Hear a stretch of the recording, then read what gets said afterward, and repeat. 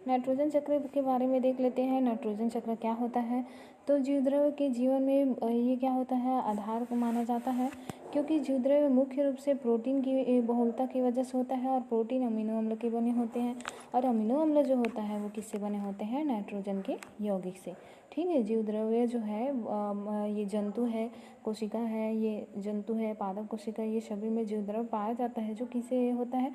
विशेषकर प्रोटीन की बहुलता होता है। प्रोटीन जो है अमीनो अम्ल के बने होते हैं और अमीनो अम्ल जो होते हैं वो नाइट्रोजन के यौगिक होते हैं। इसके अतिरिक्त न्यूक्लिक अम्ल है, क्लोरोफिल है, कोएंजाइम में भी नाइट्रोजन महत्वपूर्ण घटक होता है।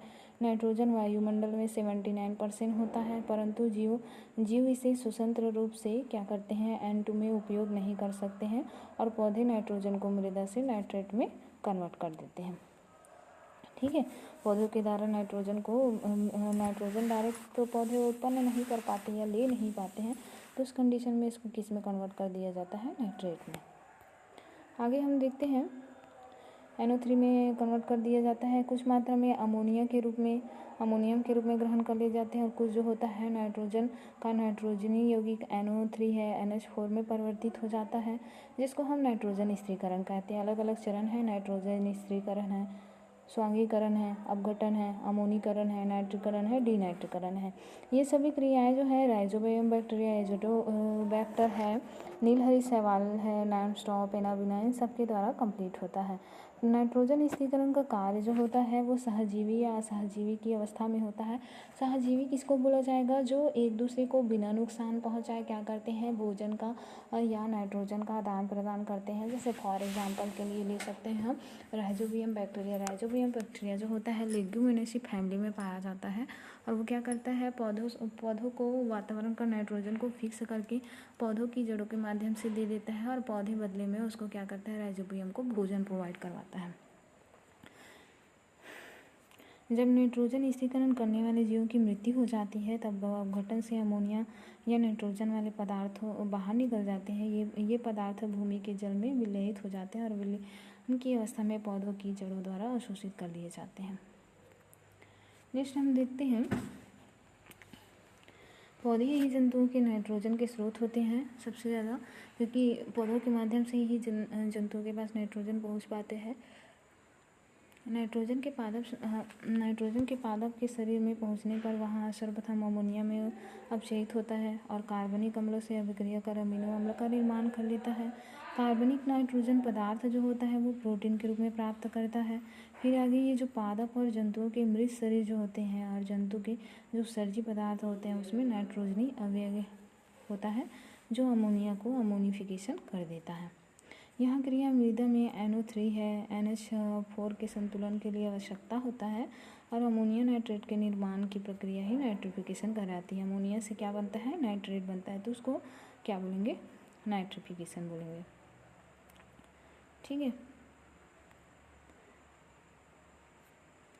अब इसमें देख सकते हैं यहाँ ये जो प्रक्रिया है वो NO3 या NH3 के संतुलन के लिए आवश्यक है और अमोनिया नाइट्रेट के निर्माण में नाइट्रीकरण की प्रक्रिया कहलाती है। अमोनिया का नाइट्रेट में रूपांतरण नाइट्रोसोमोनास या नाइट्रोकॉकस कहलाता है जीवाणुओं द्वारा। इसके बाद नाइट्रेट्स में नाइट्रोबैक्टीरिया है, नाइट्रोसिस्ट इसके द्वारा होता है। उसके बाद हम देखते हैं प्रोटीन H2O, अमीनो अम्ल H2O अम्ल कार्बनिक अम्ल और अमोनियम में बदल जाता है और अमोनियम जो होता है वो ऑक्सीजन के साथ क्रिया करके किसकी उपस्थिति में? नाइट्रोसोमोनास की उपस्थिति में क्रिया करके NO2 और जल बना लेता है। उसके बाद देखते हैं 2NO2 + O2 जो होता है वो नाइट्रोबैक्टीरिया की उपस्थिति में क्रिया करता है और नाइट्रेट बना लेता है और जिससे एनर्जी मुक्त हो जाती है। फिर देखते हैं थायोबैक्टीरिया डीनाइट्रिफिकेशन, माइक्रोकॉकस डीनाइट्रिफिकेशन आदि जो जीवाणु जो होता है NO3 का रूपांतरण करके NO2 में कर देता है। उसके बाद उसका क्या हो जाता है? फिर से नाइट्रोजन की बनने की क्रिया क्या कहलाती है? डीनाइट्रिफिकेशन कहलाता है। 2NO3 + 2 नाइट्राइड फिर नाइट्रेट अम्ल इसमें बदल जाता है, N2O में बदल जाता है, फिर N2 में। वर्षा वर्षा में स्थित जो NO3 होती है कि रिक्ता होती है और वर्षा जल के साथ साथ बहकर समुद्र में जाकर उसकी तली में चट्टानों में की प्रक्रिया हो जाती है, जिसको ऑक्सीडाइफिकेशन करते हैं।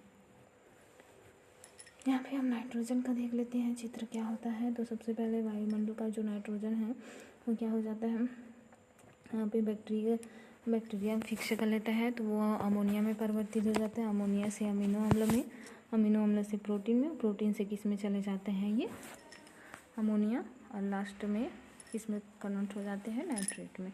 फिर और देख लेते हैं, ये इस तरह से बनते रहता है, डायरेक्ट अमोनिया भी बन जाता है और उसके बाद NO2 में भी कन्वर्ट होते हैं, NO2 में और NO में N2O5 में भी कन्वर्ट होते हैं, जिसको नाइट्रोट बोला जाता है।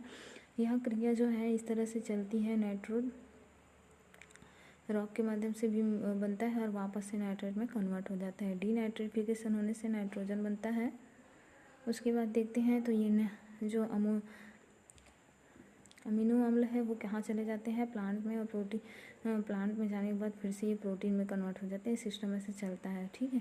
उसके बाद ये क्या होता है, फिर से एनिमल्स में पहुंच जाते हैं, एनिमल्स द्वारा को खा लिया जाता है तो नाइट्रोजन एनिमल्स में पहुंच जाते हैं, माइक्रोब्स में पहुंच जाते हैं, ठीक है। जब ये कब पहुंचते हैं, जब इनकी मृत्यु हो जाती है तब, ठीक है। इस तरह से ये क्रियाएँ जो होती है कंटिन्यू चक्र में चलती रहती है, इसलिए ये क्या है, नाइट्रोजन चक्र है।